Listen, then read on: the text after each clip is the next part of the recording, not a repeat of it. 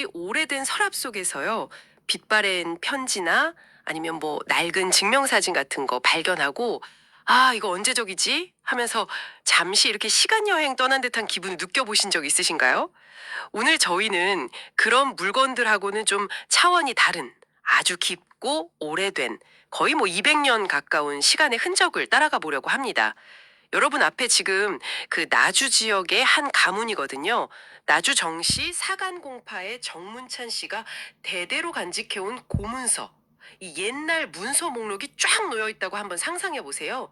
이게 그냥 종이 목록이 아니고요.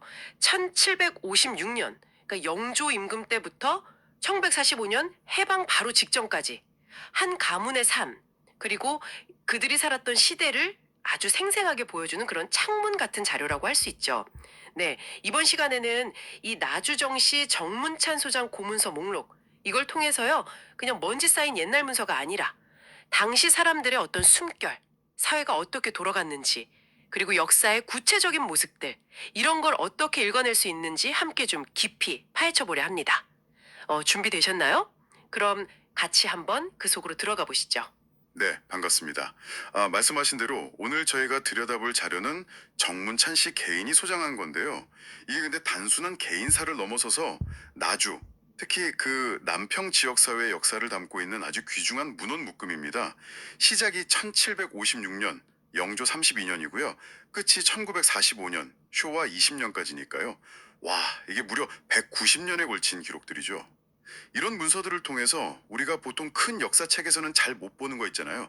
보통 사람들의 실제 생활 모습, 여기에 한 걸음 더 다가갈 수 있습니다. 와, 190년이라니 정말 어마어마한 시간이네요. 그럼 이 방대한 시간 동안 어떤 종류의 기록들이 남아있는 건가요? 전체적인 그림부터 한번 좀 그려볼까요? 네, 종류가 정말 다채로워요. 우선 국가 행정하고 직접 관련 있는 호정 문서, 이게 제일 많고요. 그리고 당시 경제 활동의 증거죠. 뭐 땅이나 노비를 사고 판 매매 문서들, 또 조상에 대한 기억과 예를 담은 제사 관련 기록들, 그리고 가문의 역사를 정리한 족보나 뭐 학문 연구의 흔적인 강의록 같은 것도 있고요. 심지어는 아이들이 썼을 법한 교과서 아니면 개인적인 편지까지 다 포함되어 있습니다. 와, 정말 한 가문의 삶의 거의 모든 영역을 다 아우르는 기록들이네요. 이거 뭐랄까, 진짜 타임캡슐을 열어보는 그런 기분인데요. 특정 가문의 이야기지만 그 시대를 살았던 사람들의 여러 층위의 모습을 보여줄 수 있을 것 같아요. 그럼 가장 많은 분량을 차지한다는 호정류부터 한번 살펴볼까요? 총 38점이나 된다고 하니까 당시 사회에서 이 문서가 얼마나 중요했는지 뭐 짐작이 갑니다. 구체적으로 어떤 정보들이 담겨 있고 또 이걸 통해서 우리가 뭘 알 수 있을까요? 그 호적이라는 게 기본적으로는요, 국가가 가구 단위로 인구를 파악하고 관리하려고 만든 행정 문서였어요. 호주, 그러니까 집주인이죠. 호주의 이름, 나이, 본관, 사는 곳은 물론이고요. 그 가구에 속한 가족 구성원들 정보까지 다 기록되어 있었죠. 예를 들어서 가장 오래된 게 1756년, 영조 32년. 이게 중국 연호로는 걸륭 21년인데요. 이때 문서를 보면 정설이라는 분의 호적이 남아 있어요. 정설이요? 네, 정설, 딩쇠. 나이는 69세, 무진생으로 나오고요. 본관은 나주, 거주지는 남평연 엄린. 이렇게 딱 명시되어 있습니다. 그리고 규격이 52 곱하기 37cm로 꽤 큰 종이었네요, 보니까. 1756년. 야, 진짜 오래됐네요. 영조시대의 행정문서가 이렇게 남아있다니 너무 신기합니다. 단순히 이름만 적힌 게 아니라 나이, 본관, 사는 곳까지 다요. 그럼 국가가 개인정보를 꽤 상세하게 파악하고 있었다. 뭐 이런 증거로 볼 수도 있겠군요. 혹시 또 다른 호적들도 있나요? 네, 있습니다. 1818년, 순조 18년이죠. 이때 발급된 정인풍이라는 분의 호적도 있어요. 근데 이분 기록에는 직업이 호장으로 기록되어 있습니다. 호장이요? 아, 그 향매직 중에 하나 말씀이시죠? 네, 맞습니다. 조선시대 지방관청의 실무를 담당했던 향리직 중 하나였죠. 그러니까 이런 기록을 통해서 이 정씨 가문 구성원 중에 일부가 지역사회에서 이런 행정적인 역할을 했구나 하는 걸 알 수 있는 거죠. 뭐랄까 가문의 어떤 사회적인 지위나 역할을 엿볼 수 있는 그런 단서가 되는 겁니다. 아, 그렇군요. 단순히 인구 조절을 넘어서 직업이나 사회적 역할까지 기록되어 있다니. 호족 기록들을 이렇게 쭉 따라가 보면 한 가문의 어떤 변화라든지 인적 구성의 변화, 심지어는 당시의 행정 시스템이 개인의 삶에 얼마나 깊숙이 관여했는지 구체적으로 좀 파악할 수 있겠네요. 아, 그러고 보니 청취자 여러분의 조상님들도 어딘가에 이런 기록으로 남아 계셨을 수도 있겠네요. 네, 바로 그 점이 아주 흥미로운 지점이죠. 이 호적들이 사실 개인과 국가를 연결하는 가장 기본적인 고리였고요. 또 시대별로 호적 양식이 조금씩 바뀌거든요. 그런 변화를 통해서는 국가의 통치 방식이 어떻게 변했는지 이런 것까지도 읽어낼 수 있습니다. 행정 기록 다음으로는 그럼 경제 활동의 흔적을 한번 따라가 볼까요? 명문이라고 불리는 그러니까 매매 문서 같은 거래 기록이 11점 있다고 하는데요. 어떤 물건들이 오고 갔을까요? 이걸 통해 본 당시 경제 상황은 좀 어땠을지 궁금하네요. 이 명문류는 당시 사람들의 재산 소유 관계나 경제 활동을 아주 직접적으로 보여주는 자료입니다. 그 중에서 가장 좀 눈에 띄는 기록 중 하나가 1790년 정조 20년인데요. 6월 초 엿새 날에 작성된 문서예요. 내용을 보면 박씨 성을 가진 진사댁의 노비 건남을 박영곤이라는 인물이 사들였다는 내용입니다. 노비요? 아, 건남이라는 이름의 남자 노비. 네, 문서 크기는 42.5 곱하기 34cm로 기록되어 있고요. 노비 매매 기록이라 어휴 그 자체로 좀 충격적이면서도 이게 당시 사회의 엄연한 현실이었다는 걸 보여주는 아주 생생한 증거군요. 사람을 재산으로 취급하고 거래했던 시대상 이게 고스란히 드러납니다. 이 기록 하나만으로도 당시 신분제도나 경제 구조에 대해서 참 많은 생각을 하게 만드네요. 그렇죠. 이 문서가 당시 사회에 노비제가 실제로 있었고 또 어떻게 거래가 이루어졌는지 구체적인 사례를 보여주는 거죠. 근데 여기서 흥미로운 점은요. 불과 2년 뒤인 1798년 문서에는요. 아까 그 노비를 샀던 박용곤이라는 사람이 이번에는 서성훈이라는 인물에게 뭔가를 팔았다는 기록도 같이 나와요. 아, 정말요? 같은 사람 이름이 또 나오는군요. 네. 이렇게 연결해서 보면 한 개인의 경제 활동 패턴이라든지 아니면 관계망 같은 것까지도 추적해 볼 수 있는 거죠. 야, 이거 정말 한 사람의 이름이 여러 거래 문서에 등장한다니 꼭 퍼즐 조각 맞추는 것 같은 느낌인데요. 다른 거래 기록은 또 없나요? 비교적 좀 후대인 1877년, 고종 14년이죠. 3월 20일자 문서도 있습니다. 여기서는 정인길, 정인질이라는 분이 거래 당사자로 등장하고요. 증인으로 정준상, 진준상하고 강득팔, 강득팔이라는 사람이 참여했다는 기록이 남아 있습니다. 증인이요? 네. 거래 내용이 구체적으로 뭔지는 이 목록만 봐서는 알 수 없지만, 당시 거래에는 반드시 증인이 필요했구나 하는 관행을 알 수 있는 거죠. 증인의 이름까지 기록된 걸 보면 그 거래의 신뢰성을 확보하려는 노력이 좀 엿보이네요. 이런 명문들을 보면 단순히 무얼 사고 팔았다는 사실뿐 아니라 누가 누구랑 거래했고 또 누가 보증을 섰는지 이런 당시의 사회적인 관계망이나 경제 시스템이 어떻게 작동했는지도 엿볼 수 있겠군요. 정확합니다. 이 명문들이 당시의 재산 개념이라든지 신분 질서, 그리고 거래 관행 등 아주 복합적인 사회 경제적 정보를 담고 있는 중요한 사료인 거죠. 문서의 형식, 거기 쓰인 용어, 또 참여자들의 이름 하나하나가 당시 사회를 해독하는 열쇠가 될 수 있습니다. 자, 이제 가문의 또 다른 중요한 축이죠. 제사 관련 기록으로 넘어가 보겠습니다.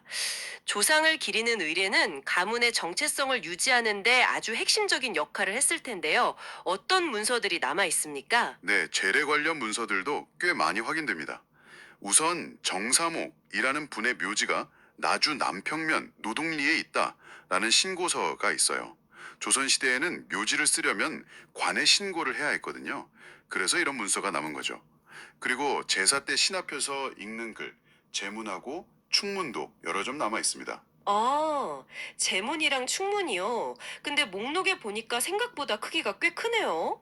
예를 들어 어떤 제문 주격은 87.5 곱하기 34cm, 또 충문은 78.5 곱하기 27cm라고 기록되어 있는데 이거 거의 1m 가까운 길이잖아요. 맞습니다. 바로 그 크기 자체가 재래의식의 중요성이나 격식을 보여주는 단서가 됩니다. 이렇게 큰 종이에 정성스럽게 조상께 올리는 글을 써내려갔다는 것은 그만큼 이 의례를 아주 경건하고 중요하게 여겼다는 의미겠죠. 조상의 신의를 새로 모시는 절차를 기록한 신의 봉환기, 이것도 보니까 76 곱하기 39.5cm로 상당히 큽니다. 와, 정말 그렇네요. 이게 단순히 기록 용지를 넘어서 그 의례의 어떤 장엄함이나 가문의 정성을 시각적으로 보여주는 것 같아요. 내용뿐만 아니라 형식과 크기에서도 많은 정보를 얻을 수 있군요. 네. 또한 특정 제사와 관련된 구체적인 기록들도 있어요. 화산천재단이라는 건데요. 신축년 2월 17일에 화산천이라는 곳에서 지낸 제사의 물품 목록, 즉 제단입니다. 규격은 43 곱하기 38cm고요. 그리고 선비제단, 그러니까 돌아가신 어머니를 위한 제사 물품 목록이죠. 이것도 규격 46 곱하기 33.5cm로 남아 있습니다. 이런 걸 통해서 정씨 가문이 어떤 조상을 또 어떤 방식으로 기렸는지 재래 전통의 구체적인 내용을 파악할 수 있는 거죠. 조상을 향한 마음과 정성이 수백 년간 이런 기록으로 보존되고 또 이어져 왔다는 사실 자체가 참 인상 깊습니다. 이게 단순한 의례 절차 기록이 아니라 세대를 이어온 가족의 유대감과 가치관을 담고 있는 소중한 유산처럼 느껴지네요. 자, 이제 마지막으로요. 기타 자료들하고 일제강점기인 쇼와 시대 자료들을 좀 살펴보겠습니다. 목록을 보니까 정말 흥미로운 것들이 많아요. 족보도 있고 강의록, 계약서, 편지, 심지어 교과서까지 그야말로 생활사 박물관 같은데요. 네, 그렇습니다. 먼저 나주정시 계보속이라고 이 책자리가 있는데 이게 천하고 지로 나뉘어 있거든요. 가문의 뿌리하고 계통을 파악할 수 있는 핵심 자료죠. 그리고 여사안이라는 제목의 기록이 51장짜리가 있고요. 국리강의록 22매짜리도 있습니다. 이런 건 당시 지식인들의 학문 활동이나 관심사를 엿볼 수 있게 해줍니다. 여사안, 국리강의록 어떤 내용일까요? 여사안은 아마도 집안의 여러 가지 일이나 개인적인 생각을 기록한 비망록 그런 거에 가까울 것 같고요. 국리강의록은 글자 그대로 성리학 같은 학문을 탐구하고 강의한 내용을 담은 기록으로 추정됩니다. 아하, 학문 탐구 기록까지 남아 있다니 이 가문이 학문에도 조예가 깊었구나 하는 걸 짐작할 수 있겠네요. 그런데 경제 활동이나 개인적인 기록들도 눈에 띄어요. 1935년 음력 정월 19일에 작성된 계약서가 있고요. 또 정승술, 등청술이라는 분의 인감도 남아있네요. 네, 정승술. 이분은 1881년에 태어나서 1960년에 돌아가셨다는 생물년까지 기록된 걸 보면 가문 내에서 꽤 중요한 인물이었던 것 같습니다. 어, 인감 크기가 3 곱하기 15cm로 좀 길쭉한 형태였군요.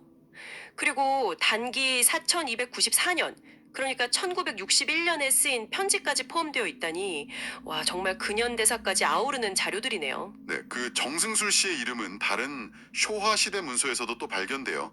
1927년 쇼화 2년에는 무언가를 지급받았다는 수급 기록이 있고요. 1936년 쇼화 11년 6월 20일자 통신문에는 납부금 1원이라는 금액하고 함께 광주지방병원이라는 명칭이 언급됩니다. 아, 병원 관련 기록이군요. 네, 이걸 통해서 당시 어떤 금전 거래 방식이라든지 의료 시스템 이용의 단면을 좀 엿볼 수 있는 거죠. 일제강점기의 교과서들입니다. 1928년 쇼와 3년에 발행된 보통학교 3학년 산술 교과서 정가가 11전이었다는 기록. 와. 네, 11전. 그리고 1936년 쇼와 11년에 나온 서방 수본, 그러니까 서예 교본이죠. 상하권 가격이 각각 5전, 6전이었다는 정보. 이게 정말 생생하게 다가옵니다. 그렇죠. 이 교과서 기록들은 당시 보통학교 교육 내용, 산술이나 서예 같은 거요. 그런 건 물론이고 교육 자료의 가격, 다시 말해 당시 물가를 직접적으로 보여주는 아주 귀중한 정보인 거죠. 1원, 11전, 5전 이런 구체적인 금액이 당시 사람들의 경제 생활을 아주 현실적으로 느끼게 해주잖아요. 맞아요. 그때 쌀 한 말 가격이 얼마였나 이런 거랑 비교해 보면 당시 11전이 어느 정도 가치였을지 상상해 볼 수도 있겠고요. 아, 그리고 해방 직전인 1945년 쇼와 20년에 나온 소설책 1책도 목록에 있네요. 규격은 12 곱하기 18cm로 좀 작은 책이었나 봐요. 그 온갖 혼란 속에서도 사람들이 책을 읽고 있었다는 사실을 보여주는 것 같아서 왠지 모르게 좀 뭉클합니다. 네, 맞습니다. 이런 어떻게 보면 평범해 보이는 일상적인 자료들이 모여서 그 식민지 시기라는 특수한 시대를 살았던 사람들의 구체적인 삶의 모습을 아주 입체적으로 재구성해 주는 거죠. 교육, 의료, 경제활동, 문화생활까지 다양한 측면을 보여줍니다.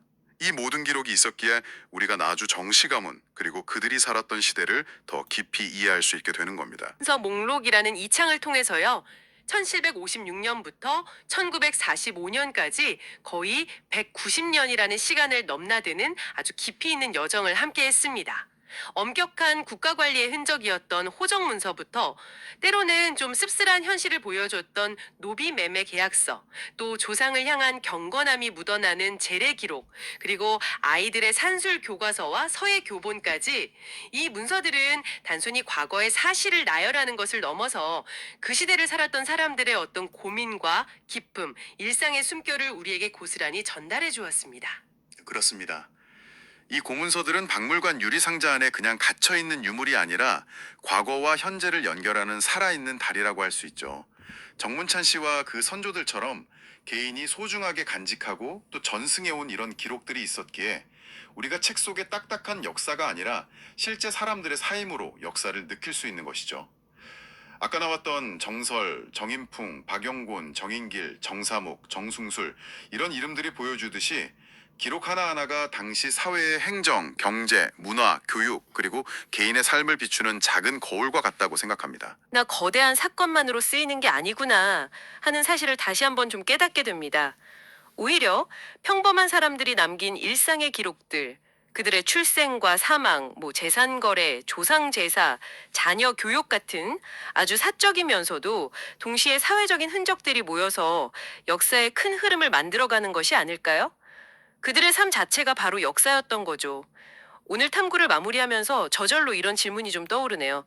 지금 이 순간 여러분의 삶을 기록하고 있는 것들은 과연 무엇인가요? 스마트폰 속에 있는 수많은 사진들, 클라우드 서버 어딘가에 저장된 문서들, 매일같이 주고받는 메신저 대화, SNS 타임라인, 아니면 온라인 쇼핑 기록이나 배달 앱 주문 내역까지도요. 아주 먼 미래 누군가가 이 기록들을 보게 된다면 과연 21세기 초반 바로 여러분의 시대를 어떻게 이야기하게 될까요? 잠시 시간을 내서 한번 상상해 보시는 것도 꽤 흥미로운 경험이 될 것 같습니다. 오늘 저희와 함께 이 깊은 시간 여행을 떠나주셔서 정말 감사합니다. 다음 시간에 더욱 흥미로운 지식 탐구로 다시 찾아뵙겠습니다.